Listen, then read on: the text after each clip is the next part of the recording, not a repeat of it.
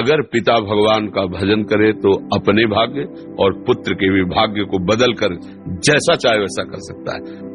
वो तो आएगा अपने ही कर्मों से, पर उसमें दुख और सुख का अनुभव तुम्हारे कर्म उसमें सम्मिलित होंगे। अगर आपने पूर्व में जो जीव पुत्र रूप में आ रहा है उसके साथ अभद्र कर्म किए हैं तो आकर के जीवन भर आपको जलाएगा, आपको दुख देगा। और आपने भद्र माने मंगलमय कर्म किए हैं तो जीव पुत्र बन के आएगा, तुम्हें सुख प्रदान करेगा। अब यदि इस समय भजन कर लो भगवान का तो तुम उसके भी भाग्य को बदल सकते हो और अपने भी भाग्य को बदल सकते हो। ये भजन ही एक ऐसा कर्म है जो सब सुधार देता है। मार्कंडेय ऋषि के पिता महाराज मृकंड ने देखा, बहुत ज्योतिषाचार्य थे, कि 5 वर्ष में मेरे पुत्र की आयु खत्म है, मर जाएगा। बड़ी चिंता हुई कि जीवन भर भजन करते रहे, तपस्या की। पहले प्राय हम सब ऋषियों की ही संतान है, रहते गृहस्थ में थे पर पूर्ण ऋषि तपस्वी मुनियों की तरह हम सब ऋषियों की संतान है। जब गोत्र पूछा जाए तो देखो नहीं बोलते भरद्वाज गोत्र, याज्ञवल्क, हम सब ऋषियों की संतानें हैं। हाँ, तो उनको लगा कि कैसे क्या कर सकते हैं कि 5 वर्ष के बाद ये बालक जीवित बना रहे। अब पिता का कर्म शुरू हो रहा है। पूर्व संयोग इतने ही वर्ष का था, अब उनका नया कर्म काम कर रहा है। उन्होंने विचार किया भगवान के भक्तों और संतों में विशेष सामर्थ्य है। यदि संतों को साष्टांग दंडवत करे और संतों का आशीर्वाद मिले तो मैं इसे मृत्यु से भी बचा सकता हूं। उनको पता था, उनकी श्रद्धा थी, उनकी भावना थी। तो प्राय पवित्र नदियों के किनारे ही ऋषियों के आश्रम होते थे, तो गंगा जी के समीप ही तो घाट में खड़ा कर देते। जो भी संत दिखाई देते, वैष्णव तिलक या शैव तिलक, वो सबको आदेश कर, छोटा सा बालक 2 वर्ष 3 साष्टांग प्रणाम करो, साष्टांग प्रणाम करो। उनकी सेवा यही थी, प्रसाद पाओ और जाके घाट में खड़े हो, जो भी संत दिखाई दे साष्टांग प्रणाम करो। एक दिन प्रच्छन्न वेश से गुप्त रूप से सनक सनंदन सनातन सनत कुमार भी, अब आपको क्या पता कौन महात्मा किस कोटि का किस वेश में तुम्हारे पास बैठा है, या तुम्हारे संग वार्तालाप कर रहा है, या तुम्हें कभी मिल सकता है, हमारी दृष्टि नहीं है ना। और वो दिव्य महापुरुष थे और वो देखा करते थे। जब साष्टांग प्रणाम किया तो चारों संत वेश में थे, उनका चिरंजीवी भाव, बस वो आ गए। कहा महाराज मेरी दृष्टि अचूक है, आप सनक सनंदन सनातन सनत कुमार चारों ब्रह्म कुमार है ना, प्रच्छन्न वेश से आप घूम रहे हैं, ये तो अभागी है, 5 वर्ष में इसकी मृत्यु हो जाएगी। वो आप कह रहे चिरंजीवी भव, तो आपके वचन मिथ्या या इसका भाग्य मिथ्या? इसी बात में बैठे थे कि कोई न कोई महापुरुष जब फंसेगा तो ये भाग्य को मिटा सकता है, साधारण थोड़ी मिटा पाता है, महापुरुष ही मिटा पाता है, उसमें सामर्थ्य होती है।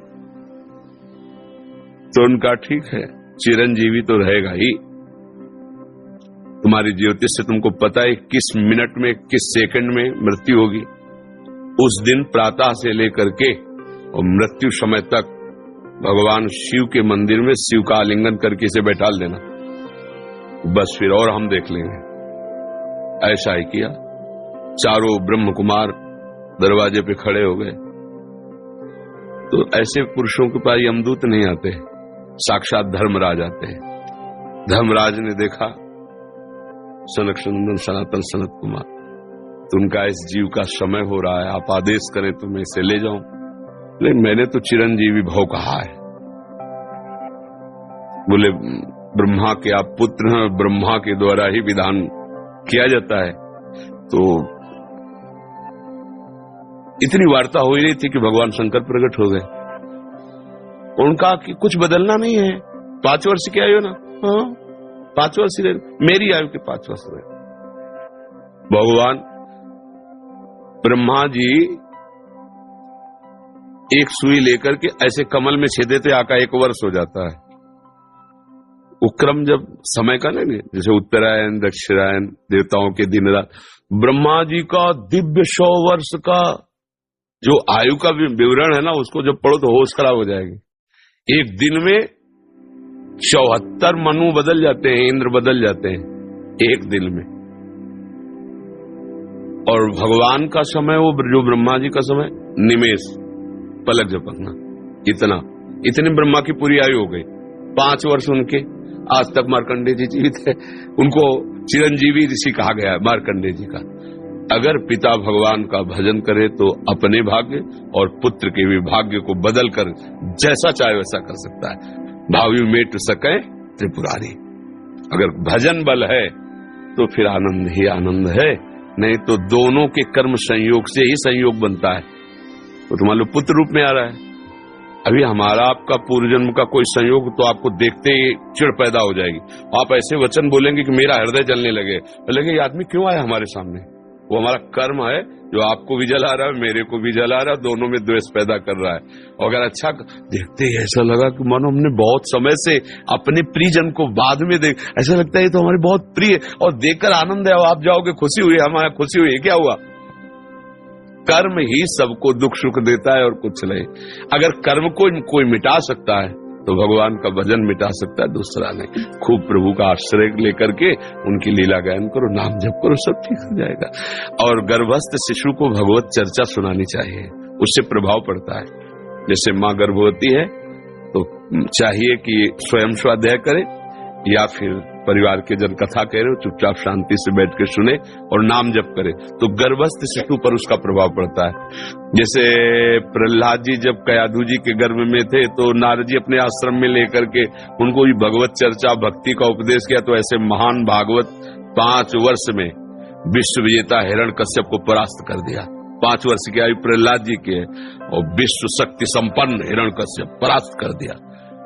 अभिमन्यु जी गर्भ में ही थे, चक्रव्यूह का वेदन की क्रिया बताई तो 6 द्वार वेदने की क्रिया तक वो जगती रही, 7वें में सो गई। तो फिर वो मतलब गर्भस्थ शिशु पर बाहरी चर्चा का प्रभाव पड़ता है, बाहरी आचरण का प्रभाव पड़ता है। यदि हम नाम कीर्तन, भगवत चर्चा, भगवत कथा वार्ता, तो उसमें भक्ति का अंकुरण हो जाएगा, गर्भस्थ शिशु में उसका प्रभाव पड़ जाएगा।